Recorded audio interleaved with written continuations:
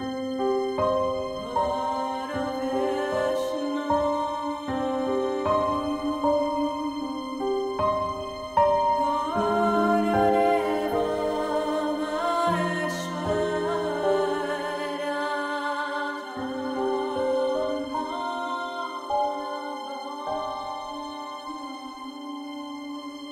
right, so let's begin with a moment of meditation.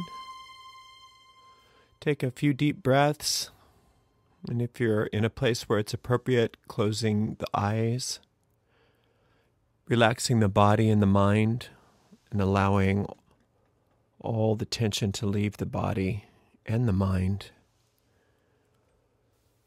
And we picture ourselves on the top of a beautiful mountain, in the center of a circular grove of trees, and in the center of our circle, a bonfire blazes forth. And this sacred fire lights us and the grove up with a sacred golden light, and we recognize that this is the light of perfect love and perfect trust, and it burns away everything that is unlike itself. And we dedicate this class time that we are spending together to our higher purpose, our own magical education, and we are grateful for any guides, teachers, deities, angels that we work with. And thank you very much. Together we all say blessed be. All right, so today is the last class of the first module of the Witchcraft Beyond the Basics course. And definitely would like to see if we have any questions before we move on to what I have going on today about anything that we've done so far over this whole 6 weeks.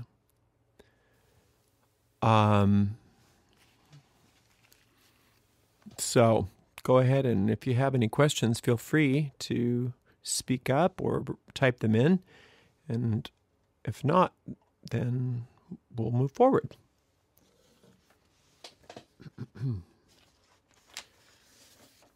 Hi, Ariel. Yes. Hi, this is Kat. This is Ivy calling. Hi. I was wondering how to use the cone of power to do some of the stuff that we've been doing, the banishing and the other spells that we're doing. How to use it? Yeah. You mean in other than the way I've demonstrated in the guided meditations? Yeah, I guess I'm confused about it. Okay. Well, in the guided meditation, I'm using the cone of power as a device to either as a magnetic device to either draw something towards you or release something away from you. So that's how we're using it in the context of the working that we're doing here in the attracting. It's an inverted cone of power with a point at the navel, and the base is encompassing your concept of the planet that you're working with, that you're picturing above you. And in the banishing cone, the cone is the base of the cone is where you are, and the tip of the cone is at the planet, pulling whatever it is that you're trying to get rid of away from you. So think of it maybe like a magnetic coil. That would be a good way of thinking about that. Okay, thank you. Sure. Anybody else? We have a small class today. I guess everybody else is going to be listening later. Not that small, but we started out with like 50, and now we've got like 10. No, but like 15. We're okay. All right. Anybody else have any questions or comments that they'd like to share before we go on? Hello, Ariel. Yes. I since yesterday is the waning moon and Saturday I'm working with Saturn. I went ahead and did another banishing. Yes. And I got so much more effect out of it this time because I actually kind of felt like I knew what I was doing. Had some sure of it. And I thought that was awesome. I didn't really think about, it seemed very natural. Anyway, that's good. Thank you. Oh, good for you. Yeah. Well, that's like we said. It's okay if it takes some practice. We've got our whole lives ahead of us, and I definitely didn't give you baby steps in this course. I definitely threw the whole kitchen sink at you for a lot of this stuff, and so definitely take it easy and feel like it's okay to work with this material for many lunar cycles before you feel like you're able to comprehend it and understand it. The good news is that if you think of it in terms of language, where it's as if I'm giving you some language to use to speak to your deep mind. And even in any kind of language, as long as you've got basic communication skills, very, very basic communication skills, it doesn't matter if you get some of the grammar wrong. It doesn't matter if you get most of the grammar wrong. If you're thirsty and you know how to say water, please, they can understand you. And so even if you really, quote, mess up these operations and you don't get it right, there are so many safeties that I've put in there, such as using the loop of seeing what it is that you want over and over again.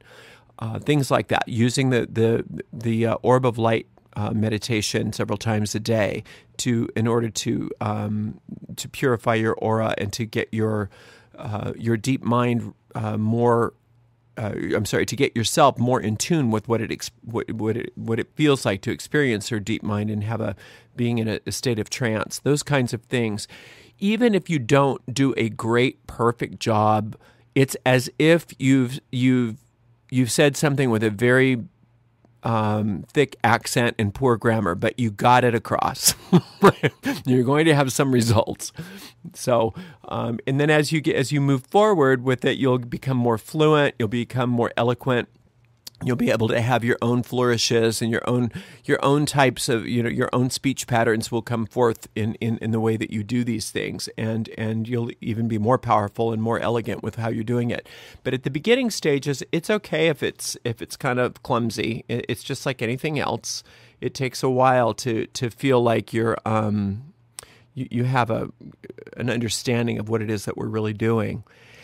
Especially since there's so many different systems of magic out there, and everybody has their own different way of doing things.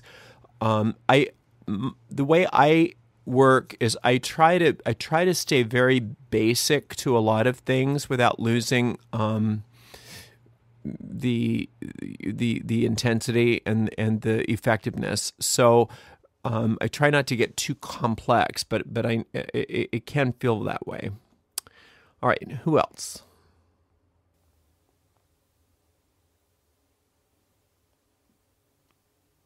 Anybody have anything they want to ask? Yeah.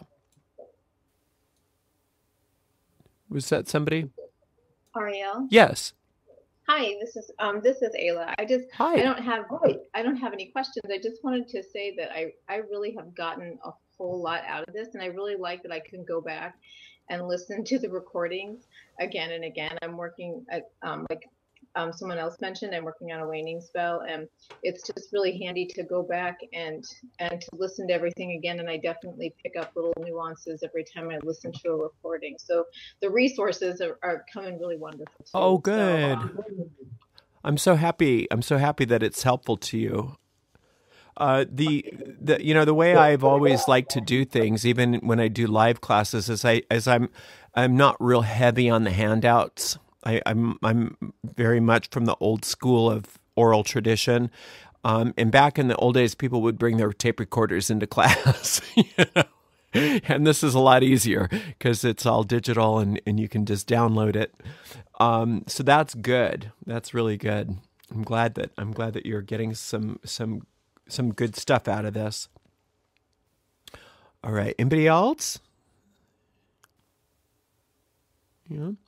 Okay. So, yes. Oh, hi, it's working. Hi, it's Simone here. Hello.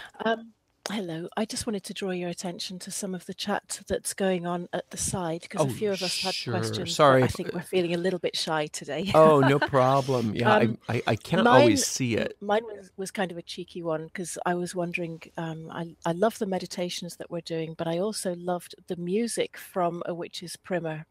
And I was wondering what that is and where I can find it. Oh, you mean the theme music? That's a piece that I composed many years ago for a choreographer who needed it for a modern dance piece, and so I just thought it was kind of witchy, so I used it. And the name of that little, you gotta release it, please. the name of that little tune, I think, is called Undines, and I think you may be able to. I think it is on my craft music podcast. I think you can download it. Oh, fantastic! Yeah, sure. Thanks for the compliment. Willow, great. Willow made an interesting comment, Willow the Wisp, about the effect of the meditations, and I had a similar effect. Let me just see if I can find. Oh, I see it here. The where she blacks out. Okay, I'm so sorry. Yeah. I missed a bunch of this stuff. Okay, it says, I black out often during the meditations. I follow along with the guided meditation for the beginning, but then black out and lose time later in the meditation. But I don't think I'm falling asleep because I come back out of the meditation on cue with the audio. Is this negative? It's not negative. It's not negative. It's just you need a little bit more discipline to be able to maintain enough consciousness so that you're able to control your visions. So if you're trancing so much that you're getting into like a deep, almost not quite asleep, but like a deep delta state where you're not able to remember what you're doing, it's not that doesn't have its place, but it's good to be able to try to discipline yourself to stay a little bit more alert so that you're in control when you're doing your magical operations. So what I might want to see, like, first of all, making sure that you get enough sleep every night, because I know sometimes if I'm not, everybody has a different need for sleep. If I don't get about 7.5 hours of sleep a night for more than a few nights, I notice that I tend to do something similar where I go into more of a restful state rather than going into just a meditative trance. In which case, I sort of just allow that to happen, and then after a few days, I seem to regulate myself. Also, making sure that you're sitting upright. If you're sitting in a chair, make sure that it's not like a reclining kind of chair. That your spine is straight. And even if you can allow yourself for maybe a few times to keep your spine straight without a lot of back support.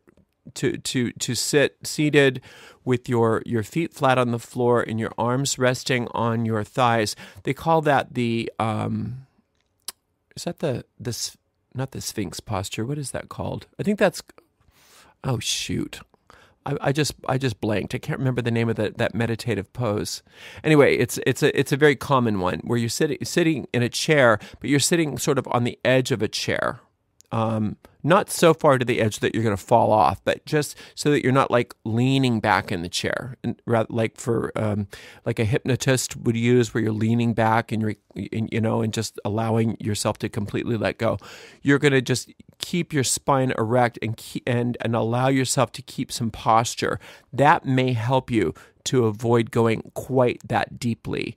Now, the trick is to be able to relax in that posture. So you're going to have to maybe experiment with some adjusting your posture so that it's comfortable enough that you can go deeply and relax your body, but also your posture is alert enough that you're not going to fall that deep into your meditative state that you're losing consciousness. Again, there's nothing wrong with it. It's just that if you keep doing it over and over and over again that way, it becomes sort of habitual, and your mind says, "Oh, this is the time when we go into that deep restful state," and that can be very comfortable, and it has its place. But when you're doing the orb of light, it would be nice for you to start to discipline yourself so that you don't quite go into that state, so that you can keep some alertness. So, it's just a little, it's just a type of discipline that takes a while to get to. Okay. I can't see all of the chat. I'm sorry. It's just, I can't scroll through it all very easily. So if there's a question directly to me and not chat, if somebody could just let me know what it is, that would be great. Okay. Then, those are all really great questions too. Thank you for those. All right, so let's look at we're going to do a little bit of review, and then we'll have a little bit of new stuff, and then we'll wrap up our class. So, I know, it's kind of sad. So we just have to do another one. When you're doing your daily work, I've very specifically given you a morning meditation, a day meditation, and an evening meditation. That's not arbitrary. I want you to get used to finding a way to direct your energy into the day, in the midst of the day, and then also completing your day, where you go back and you clean out anything that is not to your liking from the day before, so that when you go into your sleep, that you're going fresh. Because your sleep time actually can be you'll notice that you're going to start utilizing it more and more and more. Your deep mind will be able to utilize it more and more to solve problems and to work out the kinds of magical goals that you have. And if your deep mind is so busy integrating all of the crap that you have during the days, all your upsets and the things that didn't work out, it won't have as much time to be able to work on your goals. So if you just take a few moments at the end of the day to complete your day, and you go back through the day, and if there's anything that you didn't like about the day, or some resentment or anything like that you're feeling some sort of lack of some dissonance about. If you take a moment and use the something, I just like the orb of light. That's a great device for me. It seems to be a very good thing for me. But use some kind of device, such as what I've given you there, to neutralize that, to integrate that, to feel at peace with your day. And you can even start to use that to move back through your day and think in terms of, well, how would I have preferred it to be? And there's a power in that, because if you rewrite your day as how you would have preferred it to happen, so instead of seeing yourself flying off the handle at the banker, and you look back and you say, well, instead of that, what I would have preferred to have seen is me doing this, and you just go through the scene again in the new way. Well, what that does is it teaches your deep mind that this is how we do things. And then your deep mind has a hard time differentiating between what really happened and what you think happened. And if it thinks that that's how you really did things through your imagination, the next time you're going into a situation similar to that, it will make a new decision, and you will be less inclined to fly off the handle. Or if you got some bad news about your health, you go back and you have good news about your health in that day. And then your deep mind says, oh, I see, we're doing health, we're not doing sickness. And it's going to be more inclined to start proving that to you, to start gathering evidence to support that new belief. So it's a very powerful thing to end your day, and the way that I've given it to you in the meditation is just to neutralize any negative or dissonant emotional energy. But if you take that one step further and you rewrite your day a little bit, you're going to notice that you have some more power available to you as far as getting what you do want in the future. So, and then the orb of light during the day that you do is just your meditation. It's just your daily meditation. And it can be in the middle of the day, it can be the beginning of the day, it can be the end of the day, but it's a little bit longer of a meditation. And that's also where you could, just be doing a spell. If you're doing a spell, most of us don't do spells every single day. So we do want to do some sort of work every day, even if it's just relaxing within the orb of light.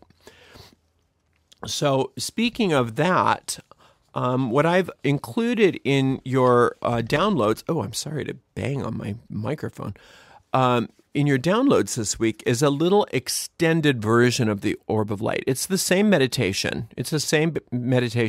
But what I've done is I've taken out the end of it where you are going to anoint and come out of it.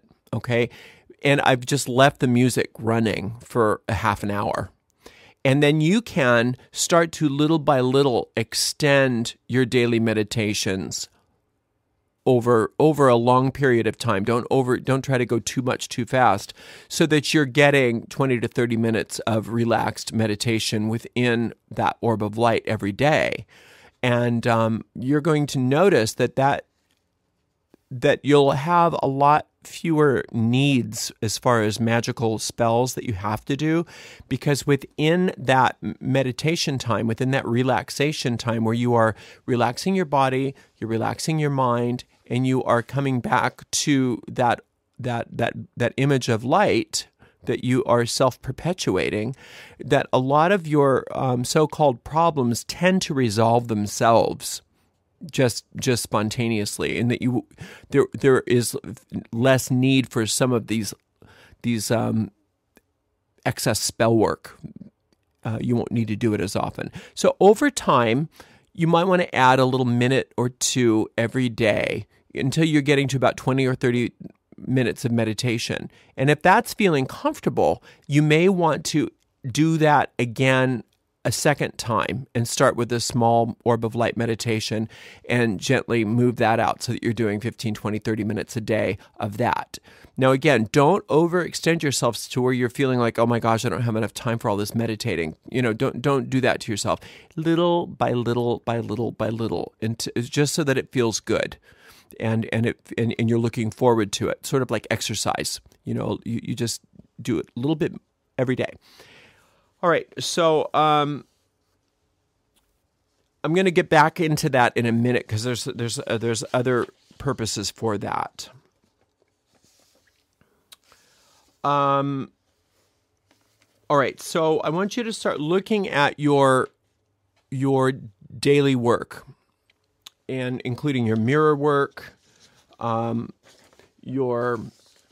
your 3 meditations that I'm asking you to do every day, and the morning and evening ones don't need to be more than 2 minutes, 3 minutes, 4 minutes at the max. Your magical diary. We've started looking at maybe doing more and more gratitude every day if you can get the time. Even just jot down 1 or 2 things a day that you're grateful for. Start reviewing those and seeing which of those practices do I tend to just skip. Which of those things do I tend to just not prefer to do? And it's not that you're bad or wrong or that you better do that or you're just a bad witch. It's that you want to look at why am I avoiding that particular thing? Why am I avoiding that? And start asking yourself why. And start writing the reasons down why you are avoiding that particular thing. And so that you can start to look at that as a means of what is standing in the way of your other goals. So you may not want to do that morning meditation and you think it's because you don't have enough time. But really, if you get down to it, it might be that you don't think that it's right for you to inflict your will upon your day. You might be thinking of it like that you shouldn't have a say in how your day goes, that you shouldn't be able to arrange your day the way you want it to be. And then you can look at that and it's like, oh, well, why do I think of that? Why do I feel that way? Where did I learn that one? Who taught me that? And if you can discover what that is, then that's probably the same reason why it's not okay for you to have your other goals, like your financial goals or your relationship goals or your health goals or whatever other things that you're doing. It's probably the same thing. So it's a microcosm of what's going on with the rest of your life. Maybe you don't want to do your regular, little bit longer meditation. Well, it's just too boring. Okay, well, that's fine. Look at that. Okay, but what is the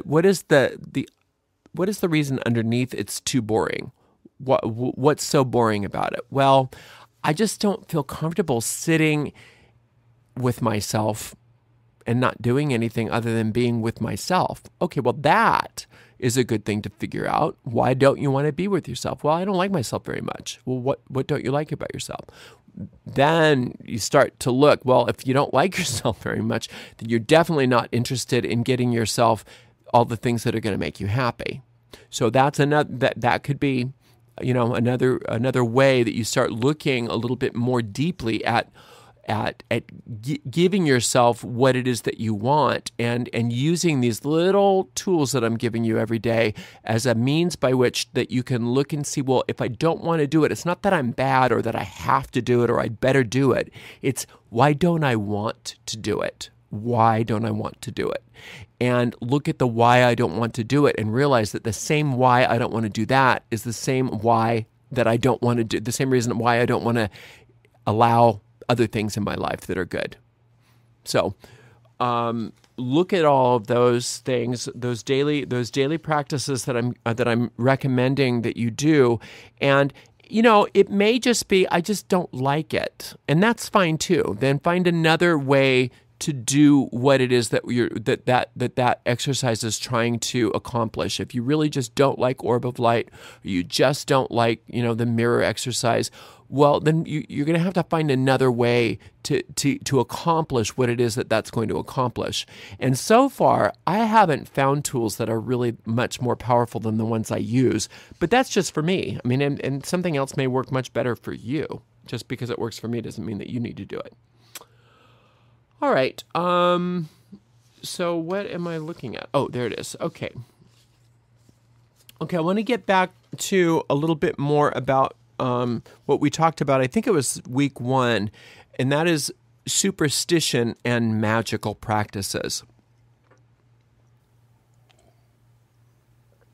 I've noticed that people tend to, at this point, start allowing themselves to get superstitious without even recognizing it. Oh my gosh, I didn't have a blue candle. Everything's ruined. I used the wrong planet. Oh no, I used the wrong hour. I accidentally calculated the hours wrong and everything's ruined. Okay, so no, it's not that at all. Your deep mind's totally capable of understanding what you visualized or what you incanted to it. It totally understands it. It's that when you're using these older traditional methods, it tends to get a little deeper. That's all. If you're using the incenses, it tends to open up some ancient doorways that just give things a little bit more oomph. But if you never used a planetary energy, if you never used an incense, if you never, did anything other than relaxing and going over your goals and watching, seeing yourself do them, and use the power of, the power of writing, the power of visioning, and the power of the spoken word, you would be just fine. So it's not, you don't get superstitious about any of this stuff. But if you are using these other tools, it's okay to try to keep getting better and better and better at them, so that your craft becomes more elegant, that it becomes more streamlined. The energy becomes much more, it becomes silky smooth.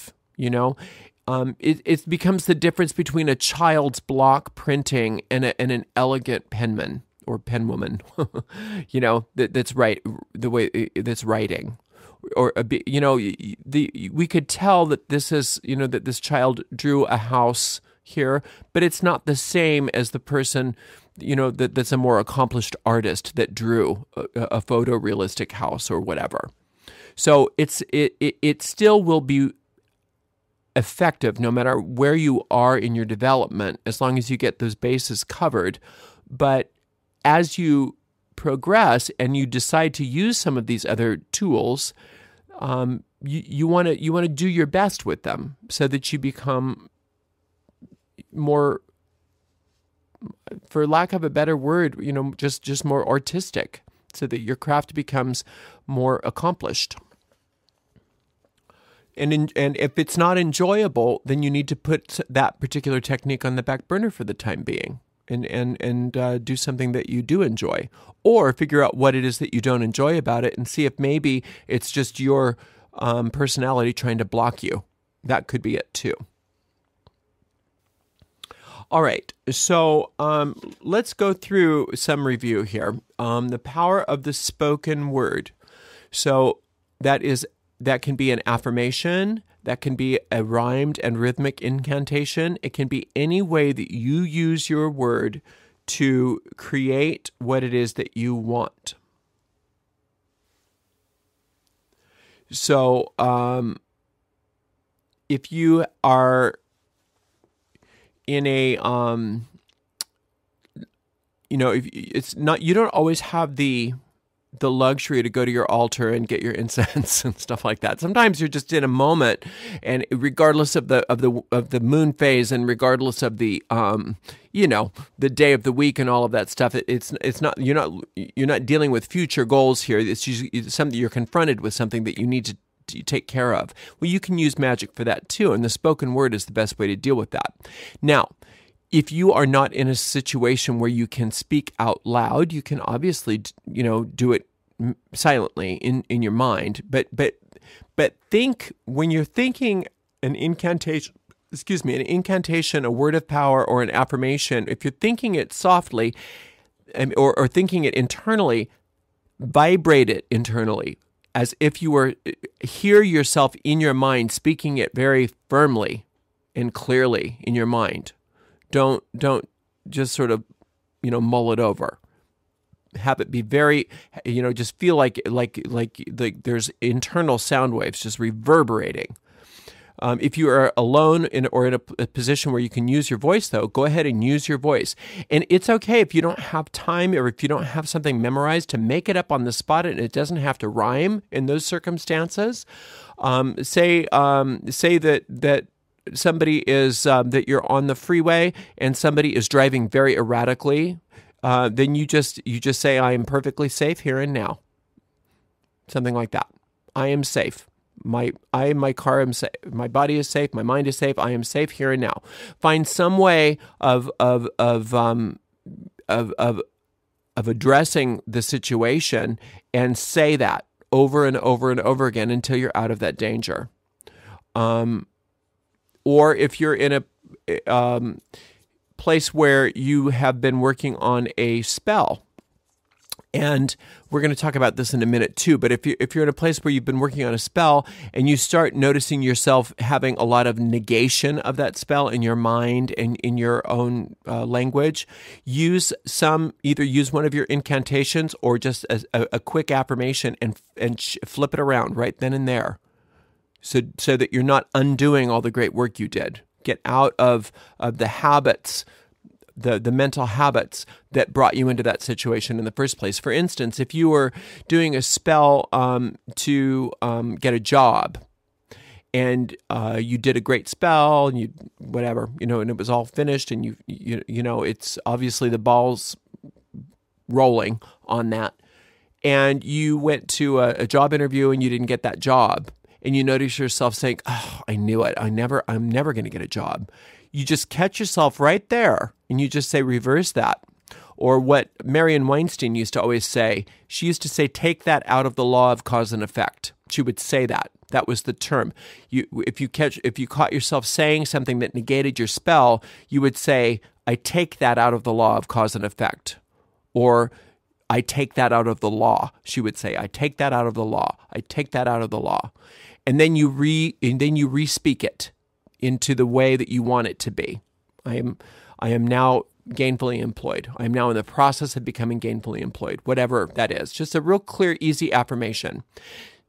You can use the power of the spoken word as a single word. You could say employment, employment, employment. Or you could say 3 words, employment is mine, the perfect job is mine, whatever. So you can use the power of the spoken word on the fly when either you're presented with a situation that needs magical attention and energy directed at it immediately to change a situation, or if you notice that you are negating work that you've already been doing, or if you notice that you're saying something negative anyway that you want to change, you just change it around right then and there. You do like a quick old waning moon flip right there. You can't always monitor every single thought that you have. There's just too much going on in there, but you can monitor what you say. You can monitor your words. And the more you start monitoring what you say, and don't let yourself say negative things that you don't really want in your life, and that you switch those when you hear them said out loud in casual conversation, then, or when you're talking to yourself, then you are training your mind from the outside in. If you are noticing that you tend to, in order for you to feel socially acceptable, when people are bemoaning the economy, or people are bemoaning the politics, or bemoaning the environment and all of that stuff, if you notice that you start getting into fatalistic kinds of conversation with them just in order to feel like you're in agreement, stop that. Just stop it. Don't do that. Don't. It's not good for you. It's not good for the world. You don't have to negate them. You don't have to argue with them, but you can just smile and breathe and close your mouth. You do not have to participate in people's negative conversations. And after a while, and that includes gossip. You start gossiping, you're misusing your words, right? And the more you're misusing your words, the more your deep mind says, "Oh, I guess we want negativity. I guess this is what we want." Because what you do to another person with your words, the deep mind doesn't differentiate between another person and you, because to the deep mind, it's all me. Me. It's like a dream. When you're having a dream, everybody, all the characters in your dream, they represent you, because that's how your deep mind operates. So the deep mind doesn't understand that that's another person out there. And if you're speaking negatively about that person, the deep mind says, "Oh, that's what we feel about ourselves." And so then it's not really that big of a mystery when you start getting negative things happening to you, because you've been saying that about other people, and your deep mind doesn't know other people at all. Doesn't get that. That's not part of your deep mind's wheelhouse. The deep mind doesn't have an external life. Okay. So now the power of the spoken word on the fly. The power of the written word is something that everybody knows that I really am really into. And it's one of the oldest magical tools that there is, that and the spoken word. Writing, you can write your way into the life that you want, and you can write your way out of the life that you don't want. Just by writing it down, by stating it on a piece of paper, and repetitiously, you can do it over and over again. that's why I love your written goals, your essays, daily diaries, journaling.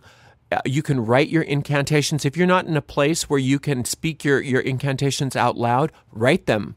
Write them repetitiously over and over again. And don't type them. And try not to print them.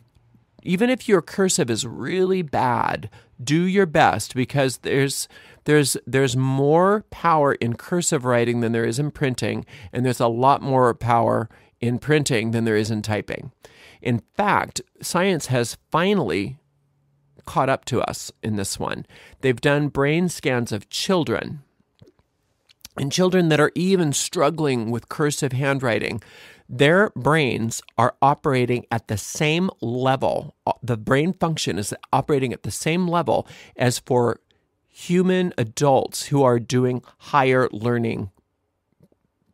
So when they started printing, the screen got significantly darker. And when they started typing, the screen went blank. So when you're typing, you're not creating. When you're printing, you're sort of creating. But when you're writing, when you're connecting those letters together, even if it's not very good, even if you're struggling with it, you are creating. And I don't want to get on a soapbox here, but see, what's happened is in America, a lot of school systems have either significantly reduced or eliminated cursive handwriting from the curriculum of elementary schools. And what that is doing is, regardless of whether a person ever decides to use cursive handwriting, if a child uses cursive handwriting while they're learning, if they're having some sort of penmanship classes every single day, or at least several times a week, their brains are operating at a higher level than when they're typing or when they're printing. So it's a shame that they're eliminating cursive from schools, and parents that have kids in schools, you might want to consider doing some extracurricular cursive work with your children, because you're going to notice that they learn better and that they're smarter as a result of that. Your magic will be better if you write it. Don't print it. Don't type it. All right. So write your incantations, write your affirmations, write your goals, write your write your way into whatever you want. If you're ever struggling with something, just take your pen and pad out and write what the thoughts that you're experiencing. Do some flips, like a waning moon type flip. Get the new thoughts out there, and then start writing what you do want. And you'll notice that you feel better immediately. And when you feel better immediately, things are going to start moving better in the right direction for you immediately. Okay, and then obviously the power of creative imagination, of visualization. That is probably one of the biggest things that we can use in magic. And it's good if you can use all three of those things together. But being able to see what it is that you want, and to imagine what you want, and imagine yourself out of a difficulty into what you do want. So if you're having if something's confronting you, don't just roll over and take it. See yourself on the other side of that. See yourself triumphing over that difficulty. See yourself becoming better and stronger, and looking at that as a win for you, so that everything that you're experiencing, you can visualize what it is that you want, rather than thinking that this is what life is throwing at me and I have to take it, because you don't have to take it. And if you're using those morning and evening meditations, that's going to become habitual for you anyway, because we sort of do that a little bit every morning and evening. All right. So now, when you are doing magic especially, or whenever you're doing even these small little bits of magic that I'm showing you today, taking on the fly affirmations or incantations. That's why I like having a bunch of chants memorized, by the way. Is then if I'm confronted with this situation, I can chant my way out of it. Now, before I move off of this, also, if you're using affirmations and incantations, especially as a tool, consider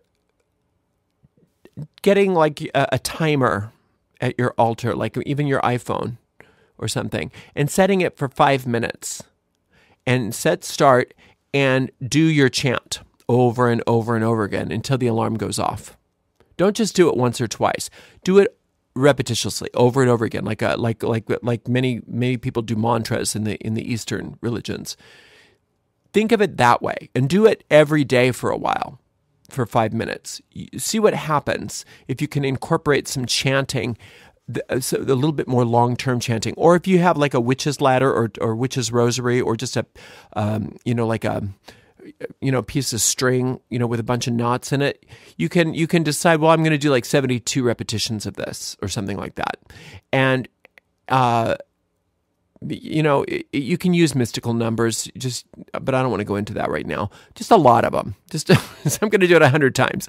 And you can use that instead of a timer if you want to as well. It's just every time you hit a knot or a bead on your witch's ladder, rosary, or piece of string, you chant it, and you go over and over and over again. But chant it out loud if you can. Chant it out loud. We want the power of vibration. The power of vibration. So again, these are things that you can use by themselves, or incorporate them into the other types of work that we're already doing. Now, when you're doing any of this, like I was about ready to say, ask your deep mind for definite leads. Leads, L-E-A-D-S, leads. Give me a sign. Give me a lead. Show me if there is something I need to do. Show me if I'm going in the right direction, or show me if there is another direction I need to go to. And ask for that, if you can, out loud. And know that it's going to happen. And then be aware, you don't have to be like on the alert, but just be open and remind yourself that that the universe is going to show you things. Sometimes it's going to be extremely obvious. Like I will literally get signs. Like I will be stuck behind somebody that has a particular bumper sticker that's obviously what my answer was. I will get, or I'll see a billboard, or I've even several times there's been a skywriter that's written it out right in the sky, or somebody will say something to you, or you'll happen to open a book, or you'll be flipping the television and somebody will say the same kind of line 3 or 4 different times on every different channel. If you hear a similar thing many times, like 3 or 4 times, that's something for you to listen for, right? So I like that more than, and it's not that I don't like divination, because I do. It has its place, but I prefer the sign to come to you, because you're going to be more receptive to it usually. If you're in the throes of your spell and you're saying, okay, now give me a sign, and then you get your tarot cards out or something like that, you're so much more apt to read stuff into it, either fearfully or wishful thinking, that's not really there. Whereas if you're a little bit more detached from it, and you're out in your daily life and you've sort of forgotten about it, and then you starting to get a lead as to what to do, it seems to be more effective in my personal experience than doing a divination on the spot. But that's just me. Okay. So now, do we have any questions about any of this stuff? I know this is sort of like blah, blah, blah, but I wanted to make sure that we're reviewing things properly.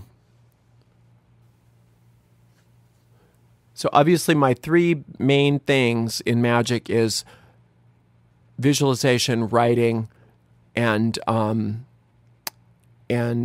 speaking, and then also relaxing.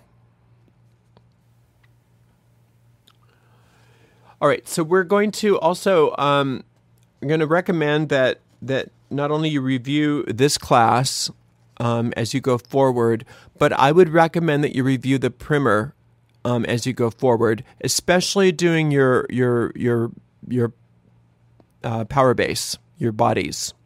You may want to just, schedule in a month sometime when you know that you can commit to it, and redo those energy bodies from the primer. And you'll notice that you get it at a very different level after you've done some of this work. And not only that, but it will really empower a lot of this work. And so they will feed off of each other. So it's not that we graduate from a lot of this primer stuff. It's just that when we go through it again, we get it at a deeper level. So I would recommend that you go back through your primer exercises, especially those power-based exercises. All right, so I want you to remind yourself that with magic especially, that we want to keep a light touch. We want to keep a very light touch. We want to have fun. It's serious business, yes, but it's not serious business. We want to have our lives start to have some breathing room. So I want you to breathe into your magic. Don't be too obsessive with yourself. Don't worry about making mistakes. The universe is not going to hex you if you make a mistake in this. It's all especially the way I teach it, it's extremely safe. It's very, very safe.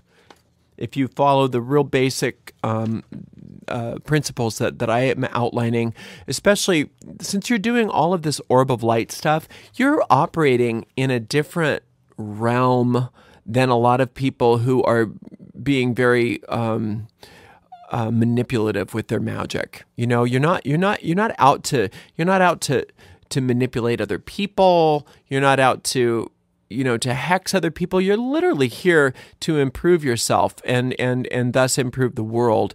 And when you're working on that level, things are not dangerous. Everything becomes a wonderful, easy lesson for you.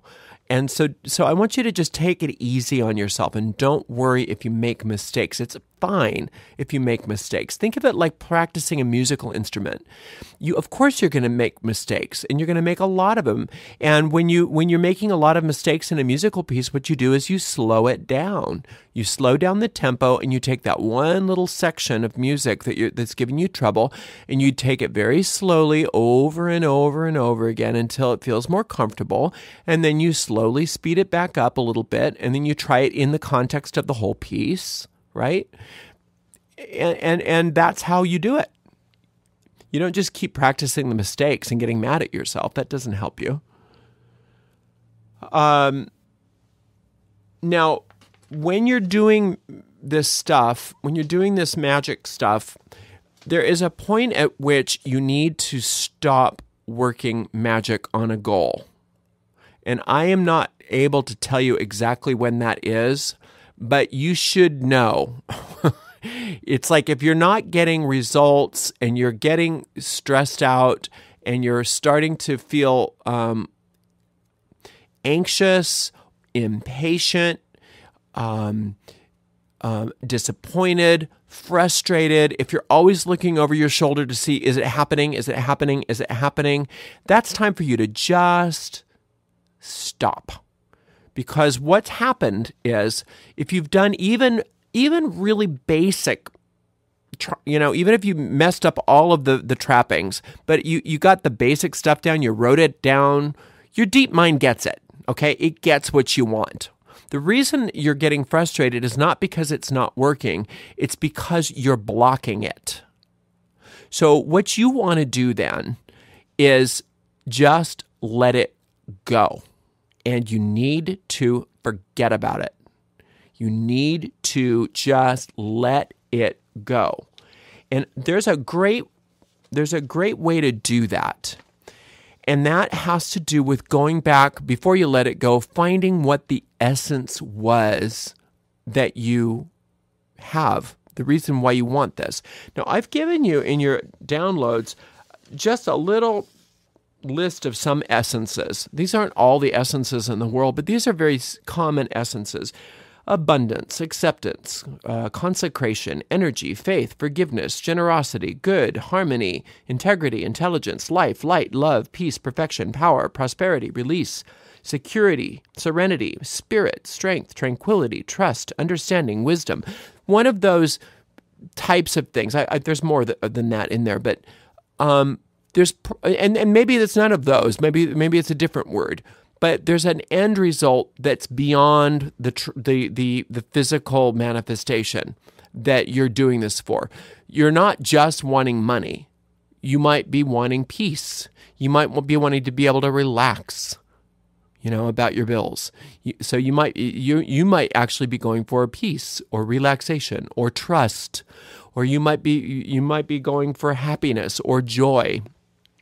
There might be a million and one different things. Or you might be going for opulence. You might want to be, your thing might be that you want wealth, that you want success.